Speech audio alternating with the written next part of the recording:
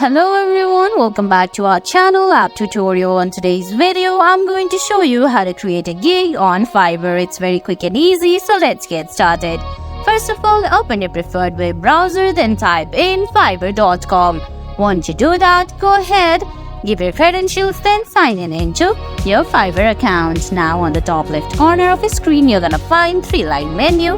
Tap on it. There you can see options like dashboard, inbox, my business, growth and marketing, analytics, etc. Go ahead and select my business.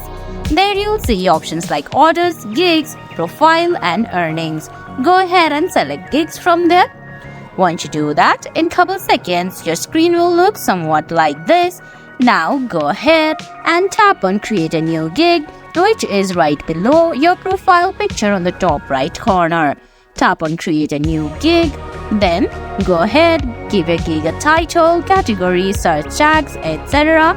Once you do that, you're gonna have to set pricing for standard and basic and pro. Then go ahead and give descriptions and FAQ about your gig. Then you're gonna have to add requirements from the clients.